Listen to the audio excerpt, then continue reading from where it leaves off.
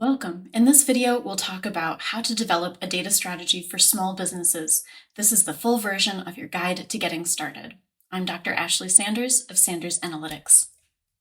In a previous video, I talked about a 4-step process to developing this data strategy. In this video, we'll go into much greater depth in each of these stages. So in the very first stage, of course, we'll begin to think about your business strategy and your goals.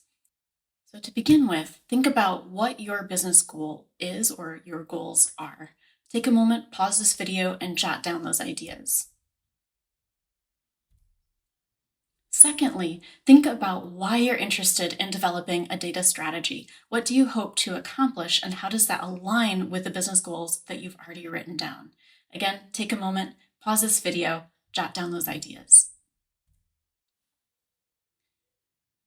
Now that you've got a sense of your goals and beginning to think about how your data strategy is going to align with those goals, let's take a look at 4 different common business goals and the ways that we could use data to support those goals. So a common goal, of course, is revenue growth. If you're interested in growing your revenue, one of the best ways to do that is to know who your most profitable clients are. What are their characteristics? Where did they spend their time? Once you know that information, then you can direct your marketing toward the people who are have the greatest potential to be your high profit customers. Another common goal is to increase customer satisfaction. If this is your goal, then you can begin to look at the data that you have about your customers and use it in a different way. And in this case, to tailor the experiences of your customers through email that directly aligns with their interests, needs, desires. You could also take a look at their spending habits, and when they go to make a purchase, provide other suggestions of different products or services that might align with their interests, their desires, and with their previous spending habits. So those are a couple of ways that you can tailor experiences for your customers that will help improve customer satisfaction. Number 3, you might also be interested in reducing costs. It's a common goal in business. There are a couple of ways that we can approach this. One is to take a look at data about your business operations and identify ways that you can improve efficiency that will reduce costs. Another way that we could reduce costs is to examine the performance of your marketing channels and remove the expenditures on marketing channels that are underperforming, and then reinvest that in another way in the business. And then finally, market expansion. So we can use data on market trends and customer preferences to identify new opportunities for expansion and growth into new markets. Number 2, understand your current data. What data do you already have? What information sources do you have? And these might come from a variety of sources. So let's take a look at some common places that you could pull some data from. You might have customer data. This could come from your customer relationship management system, your CRM, or if you're not using a CRM, that'll be a conversation for another video. But if you're not using a CRM, of course you have data about your customers coming in from your sales records. So you could also use that. You might have information about your customers coming in from email signups, as well as from form data. Secondly, of course, you have sales data. And we can break this down and look at our sales data by date, by customer, by product or service. So we can begin to get a much more granular sense of that information and what that tells you about which, for example, products and services are performing well, which are underperforming, and that will help you make some decisions down the road. You can also look at returns, exchanges, anything where you might actually be seeing a reduction in your revenue. That leads me into the third source of information, taking a look at your expenses. So this will include things like shipping, overhead, salaries. Could also include insurance, costs of product and services. So all of these will be part of your expenses. And we have to take that into account if we want to take a look at things like profit, of course. Finally, If you have an e-commerce business, then we have a lot of other information that we can pull in. So we could look at your website analytics, your page views, bounce rates, things like that. Another conversation as we talk more specifically about website analytics, but we can also look at data coming in from your sales funnel. So this is the information about your customer's journey from how they land on your website to their journey to a purchase at the end, and where they might fall out along the way. Finally, like I mentioned earlier, we can take a look at marketing channel performance. So now that you have a better sense of what sources of data you already have, is there data that you want or need to add to this information? For example, maybe you don't have really robust information about your customers. If you're a B2B business, maybe you need to pull in other information, say from a company like Zoom Info, that will give you much more detailed information about the other businesses that you're working with and serving. In step 3, this is where you'll begin to define your KPIs or your key performance indicators and your benchmarks. And this is where we can begin to take a look at the metrics that you'll use to measure your success. So again, we'll go back to those 4 common business goals: revenue growth, customer satisfaction, cost reduction, and market expansion. Now let's take a look at some of the metrics that you can use for each of those common business goals. So the very first is revenue growth. For this, we might look at conversion rates. So if someone is landing on your website, for example, how many of those people who arrive at your website are actually converting and purchasing something at the end? Can we improve that over time? And that's where benchmarks come in. What is the level that you want to reach that will define success or room for improvement? So setting those benchmarks will help you as you decide the progress that you're making and the goals that you're trying to reach. Customer satisfaction. So if this is your goal, then we can look at customer retention rate. So we can track the percentage of customers who have already purchased your products and services and then come back for additional products or services. If your goal is cost reduction, again, we can go back to looking at the operational efficiency ratio.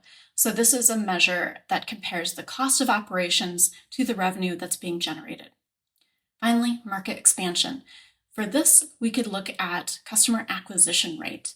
So we can track the rate at which you acquire new customers. That would be another metric. This is not exhaustive. There are many other metrics to use for each of these different goals, but this will give you an idea of where to start and how to begin to set those metrics. I'll have other videos coming up on these different goals and a variety of different metrics you can use to measure success. Number 4, explore tools and map your data pipeline.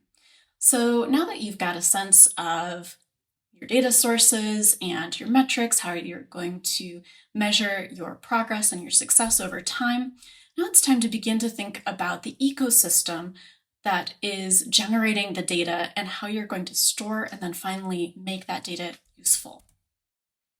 I'm going to provide a couple of examples here that are maps of different sets of tools.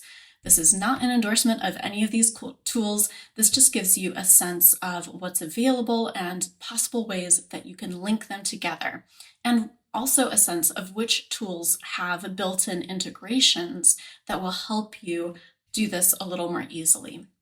So in our first example here, we see that at the center, we have a Shopify website, which is also an e-commerce site.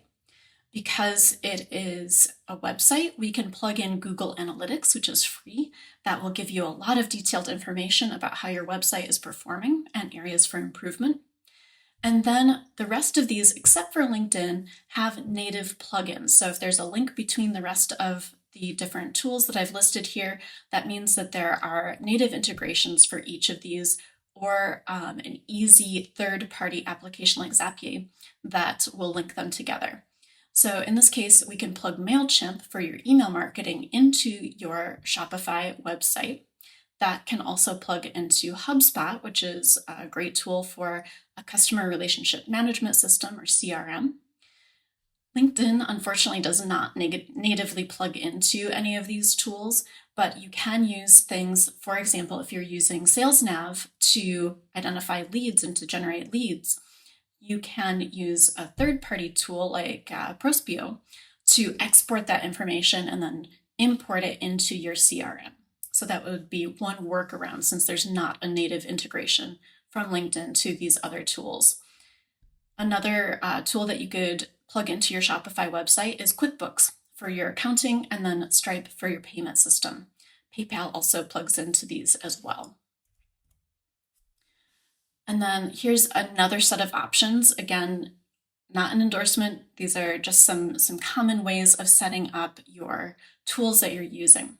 So you might have a WordPress site and maybe you have WooCommerce that is built into your WordPress site to create an e-commerce platform. Stripe and PayPal, of course, also plug into WooCommerce along with other payment tools and systems.